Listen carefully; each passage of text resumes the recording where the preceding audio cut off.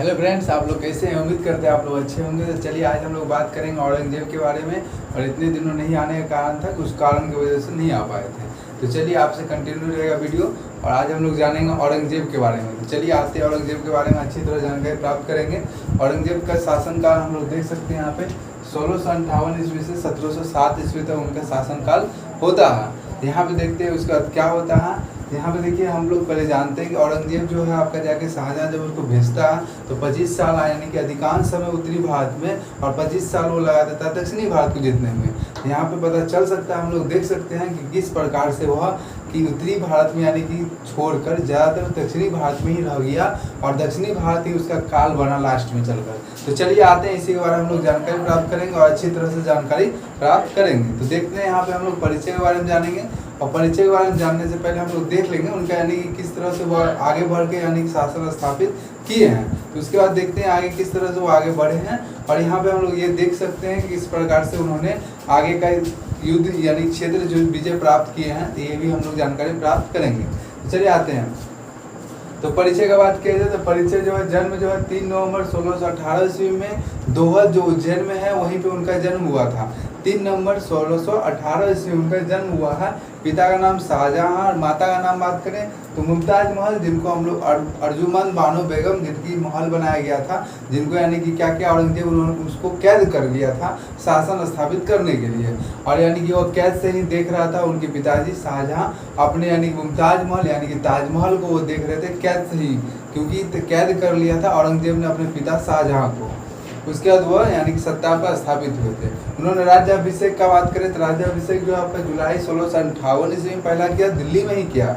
लेकिन फिर उन्होंने जून 1659 ईस्वी में किया, यानी कि दोनों दिल्ली में ही किया। पहला यानी पंजाब में, दूसरा दिल्ली के आगरा में किया है।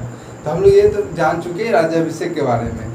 तो अब हम जानेंगे आगे चल कर देखते हैं कि उपाधि के बारे में बात करें तो इन्होंने जब यानी कि राज्याभिषेक किया उपाधि क्या लिए तो अब्दुल मुजफ्फर मुद्दीन मुजफ्फर यानी औरंगजेब बहादुर आलमगिरी बादशाह गाजी इनकी यानी कि उपाधि लिया। इतनी बड़ी लंबी चौड़ी उपाधि लिया और यानी कि शासन स्थापित। खुशी महसूस के कारण आदमी कुछ चीज़ होता है तो खुशी महसूस के कारण को उपाधि लेते, उसी पर राज्याभिषेक हुआ तो इन्होंने अपना उपाधि इतना लंबा चौड़ा नाम लेके किया। तो देखिए हम लोग गुरु का बात करें तो गुरु मीर मोहम्मद हकीम इनके गुरु हैं। और यानी कि बात करें मृत्यु का तो 1607 ईस्वी में दौलताबाद के पास जयमुल हक बाजार के पास दफनाया गया। दफनाने वाले में होता है क्या, औरंगजेब कहते हैं कि मुझे यानी कि किसी में यानी कि कोई मस्जिद ऐसे कुछ बनाया ना जाए, ऐसे ही दफनाया। यानी कि होता है ना बनाना कि कुछ यहाँ पे स्थापित करना, यहाँ पे मकबरा बनाने कोई यानी कि ऐसा नहीं बोला गया, इसलिए इन्होंने औरंगजेब ने ऐसा ही किया। औरंगजेब यानी कि बोले थे कि मकबरा में मर जाऊँ तो मुझे मकबरा कोई यानी कि ना बनाए, मेरी मकबरा पर कोई कब्र या कोई ऐसा चीज़ ना बनाए। तो चलिए हम लोग इसके बारे में जानते हैं। अब तो परीक्षा को यानी कि हम लोग देखते हैं महत्वपूर्ण बिंदु का बात करें तो हम लोग देखते हैं यहाँ पे क्या कि औरंगजेब एक कट्टर सुन्नी मुसलमान था। औरंगजेब जो है कट्टर सुन्नी मुसलमान था, क्योंकि वो मुसलमान को सबसे ज़्यादा आगे रखना चाहते थे, वो हिंदू को दबा कर रखना चाहते थे क्योंकि वो कट्टर थे। तो इस प्रकार से हम लोग देख सकते हैं कि इस पर उन्होंने मुसलमान को आगे रखा और मुस्लिम को आगे बढ़ाने का चेष्टा भी किया है। यहाँ पे हम लोग 1665 से उन्होंने इसी क्रम में बहुत सारा मंदिर भी तोड़वा दिया, यानी कि हिंदुओं को दबाने के लिए हिंदू मंदिर को तोड़वाने लगे। तो इस पर हम लोग दूसरे दरबार में संगीत और नृत्य पर भी प्रतिबंध लगा दिया। उसको यानी कि उन्होंने कुरान पर स्थापित यानी कि कुरान जो ज़्यादा मानते थे अब कुरान पर ही शासन स्थापित करना चाहते थे, इसलिए उन्होंने संगीत और नृत्य इस समय क्या किया, प्रतिबंध लगा दिया। उसने कुरान को शासन का आधार बनाया। उन्होंने कहा शरीयत जो होता है उन्हें ही आधार बनाया, वो कोई यानी पहले जो भी कुछ हो हटा जाना है और यानी कुरियत के हिसाब से यानी कि शासन स्थापित होगा, कुरान के हिसाब से शासन चलाया जाएगा। तो हम लोग देखते हैं उसने नवरोज, झरोखा, दर्शन, तुला, दान, तिलक, कला ये सब जितना यानी था सब पर वो प्रतिबंध लगा दिए। सिखों पर कलमा खुदवाना और सिजदा पाबोस यानी कि सिजदा पाबोस जो यानी कि अकबर ये सब किए थे, उस सब भी पाबंद लगा दिए। और दरबार में होली दिवाली मनाने और समाज में जो वेश्यालय थे उसको हटाने के लिए उन्होंने समाज से दूर वेश्यालय का चलाए जाते थे उसको शहरों के पास उन्होंने बंद करा दिए। और यहाँ पे हम लोग ये भी देख सकते हैं बंद कराने के क्रम में तो उन्होंने बंद कराने के बाद बहुत सारे ये भी देखे हैं किस प्रकार से उसे आगे बढ़ाए हैं। तो हम यहाँ पे देख सकते हैं, यहाँ पे देखेंगे उन्होंने बंद करा दी, या तो उन्हें पूरी तरह बंद करवा दिए या तो उन्होंने कहा कि बंद कराने के क्रम में हम लोग ये देख सकते हैं कि यानी कि समाज में जो वैश्यालय थे उसको या तो बंद करा दिए या उसे धर्म परिवर्तन यानी कि बोला व्यवसाय आप चेंज कर लीजिए या तो उसे शादी कर लीजिए, इस तरह का यानी कि इन्होंने प्रथा चलाया। उसके बाद हम लोग देखते हैं वैश्यावृत्ति जो महिलाएं थी उनको शादी करने में विवश किया गया या उसे कहा गया व्यवसाय छोड़ने का, क्योंकि वो कुछ इस सब चीज़ का नहीं चाहते थे कोई ऐसा समाज में कोई खराब काम हो। इस तरह से हम लोग देख सकते हैं उन्होंने जजिया कर लगाया 1659 ईस्वी में। 79 ईस्वी में हिंदू मुस्लिम एकता यानी कि जो हिंदू मुस्लिम एकता अकबर ने बनाए रखा, शाहजहाँ यानी जिस प्रकार से अकबर ने किस तरह से आके यानी कि किस तरह से शाहजहाँ भी उस तरह का काम किया, लेकिन यहाँ पे औरंगजेब उल्टा थे। औरंगजेब क्या किया, जजिया कर लगा दिया, प्रतिबंध लगा दिया। और जजिया कर जो 1679 ईस्वी में जो लगाया था, इसमें हम लोग देखते हैं हिंदू मुस्लिम एकता में जो दूरी हो गया, यानी कि जिस प्रकार से जजिया कर हिंदुओं पर लगाया जाता था, यानी कि उस तरह से हम लोग देख सकते हैं औरंगजेब के प्रति हिंदू जो थे वो यानी काफ़ी नरम यानी गर्म हो चुके थे, और यानी कि औरंगजेब हिंदू को ज़्यादा पसंद भी उतना नहीं करते थे। लेकिन इस तरह हम देख भी सकते हैं उन्होंने नियम जो प्रथा बनाए थे वैश्यालय का, यहाँ पे वो भी देख सकते हैं कितने अच्छे बनाए थे, और इस तरह से उन्होंने कुछ अच्छे तो कुछ खराब भी काम किए हैं। तो चलिए आते हैं हम लोग उसने दारुल हब यानी कि गैर मुसलमान जो देश थे इस्लाम का राज्य बनाने का प्रयास किया। गैर मुसलमान देश भारत जो थे गैर मुसलमान देश थे, उन्होंने क्या किया कि वहाँ पे आकर शासन स्थापित करके वहाँ पे भी यानी कि अपना यानी कि गैर यानी मुसलमान देश बनाना चाहते थे भारत को भी, इसलिए उन्होंने भारत को चुना। और यानी भारत से जो सटे हुए थे जो गैर मुसलमान देश थे उन्होंने मुसलमान देश से बनाने का इच्छा जाहिर किया और चाहा भी। तो इस प्रकार भारत में भी वो ऐसा ही करता है। दारुल हब समझ रहे हैं, गैर मुसलमान देश को दारुल हब बोला जाता है। देखिए यहाँ पे जिहाद का नारा दिया, इसलिए उन्होंने क्या किया, जिहाद का नारा दिया कि मुस्लिम को आगे बढ़ाना, मुसलमान देश बनाना, सभी देश को मुसलमान देश बनाना। तो उन्होंने एक जिहाद का नारा दिया कि इसमें आगे आइए काम कीजिए।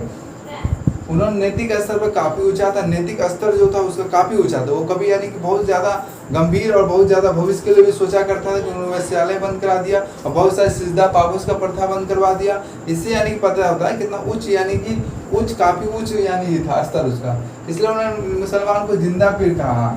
यानी कि उसका नैतिक स्तर जो था, नैतिक स्तर यानी कि जो था काफ़ी ऊंचा था, इसलिए मुसलमान ने उसे जिंदा पीर कहा। यानी प्रमुख विद्रोह और विजय का बात करें तो हम लोग देखते हैं जाट विद्रोह यानी कि प्रथम आता है। तो जाट विद्रोह पहला संगीत विद्रोह था, यानी उन्होंने क्या किया, संगीत में यानी विद्रोह स्थापित किया। और जो गोकुल में नेतृत्व में हुआ, यानी कि जो गोकुल के नेतृत्व में हुआ तिलवत यानी युद्ध में, यहाँ पे देखते हैं गोकुल में, यानी कि यहाँ पे युद्ध में क्या होगा, गोकुल में पराजित हो गए।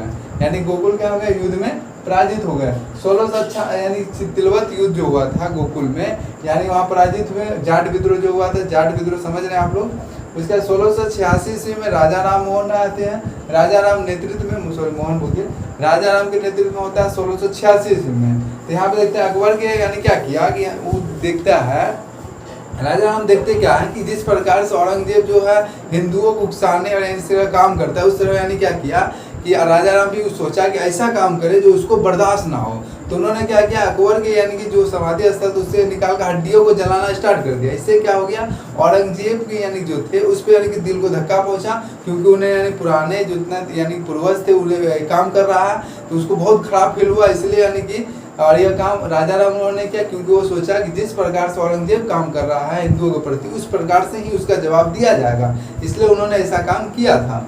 यहाँ पे हम ये भी देख सकते हैं 1686 में क्या किया, राजा राम के नेतृत्व में अकबर के हड्डियों को जलाया गया, जिससे यानी क्या औरंगजेब बहुत ज़्यादा तीव्र गुस्सा में आ गए। और इस तरह से हम देख सकते हैं किस प्रकार उसे भड़काया जा रहा है राजा राम। और यानी कि राजा राम के बाद क्या होता है, विद्रोह होते रहता है। उसका चुरावन आते हैं, चुरावन का नेतृत्व होता है जाट विद्रोह। उसका यानी विद्रोह फिर भी लंबा चलते रहता है। फिर होता है सतनातियों का विद्रोह का बात करें तो जो यानी कि उसको मुंडिया विद्रोह भी कह सकते हैं हम लोग, मुंडिया जाति से संबंधित है। और धार्मिक मुद्दों पर नेवाल और मेवात क्षेत्र पर यानी कि क्या हुआ, विद्रोह हुआ। धार्मिक मुद्दों मतलब समझते हैं आप लोग, धार्मिक मुद्दे हिंदू मुस्लिम में विद्रोह यानी कि धार्मिक मुद्दा बना दिया गया। ऐसे कह देता है कि वो लोग विद्रोह उत्पन्न हो गया वहाँ भी। सिख विद्रोह की बात करें तो धार्मिक विषय पे यहाँ भी विद्रोह होता है। सिख विद्रोह ऐसी में क्या होता है कि यानी कि सिख के जो 90 गुरु हैं, यानी जो यानी कि गुरु तेग बहादुर है, उसे यानी क्या किया कि यहाँ पे एक कहानी है। इसमें क्या था, औरंगजेब सोचते हैं कि अगर यानी कि भारत को गैर मुसलमान देश बनाना यानी कि मुसलमान देश बनाना है, यानी कि जो गैर मुसलमान देश भारत उसे मुसलमान देश बनाना है, तो उन्होंने क्या किया, सिखों के जो गुरु हैं वे सोचे कि कितने सिख को हम यानी कि उसको मुसलमान बनाएंगे।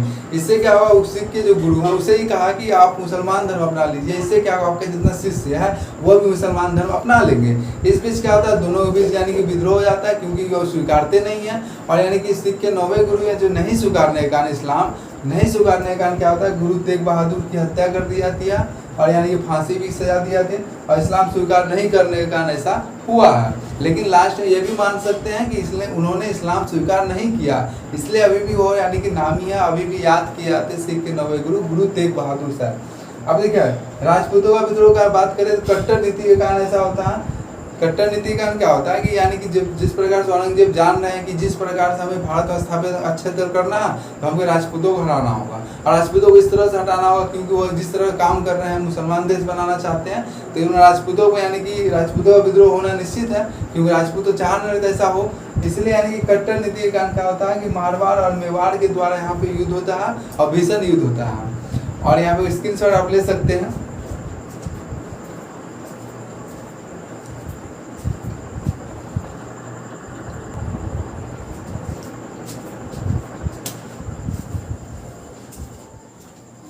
हम लोग आगे देख सकते हैं किस प्रकार से यह हुआ, तो देखते हैं अब आगे।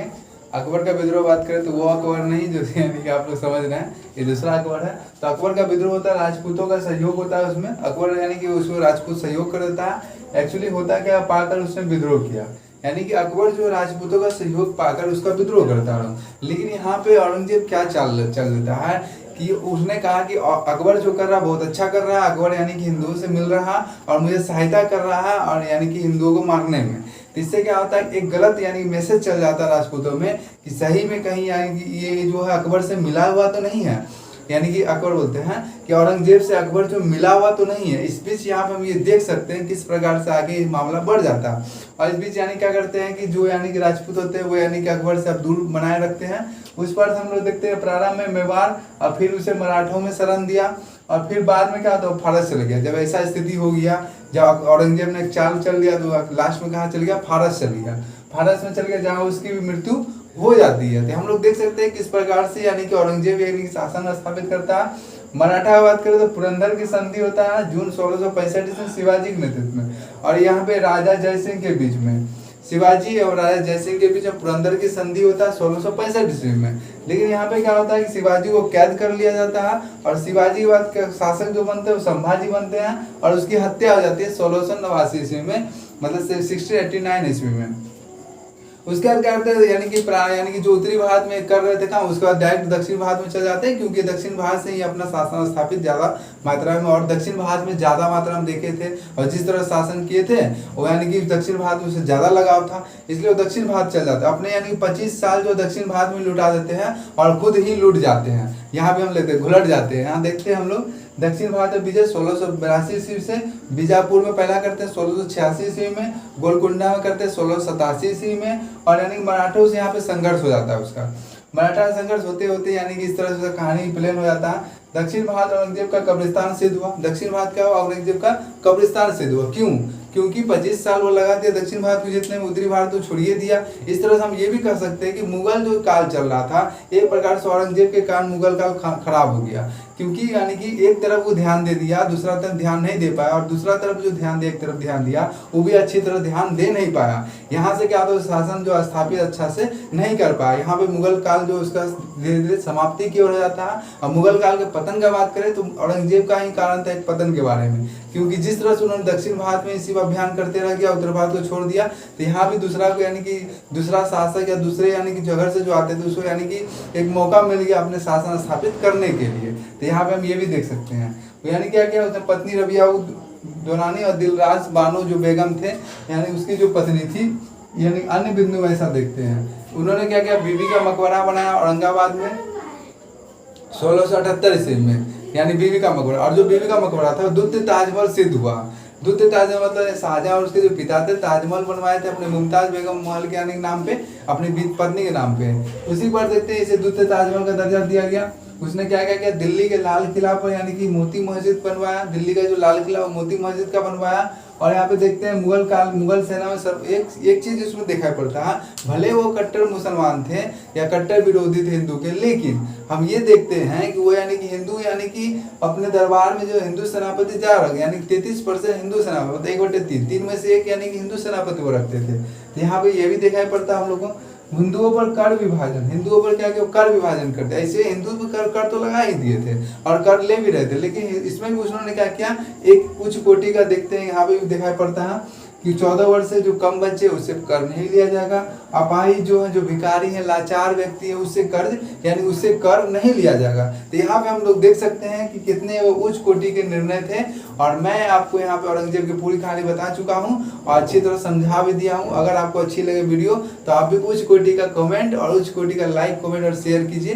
Thank you so much. और यानी कि अगला वीडियो जल्दी बना दिया जाएगा क्योंकि बहुत गैपिंग हो गया।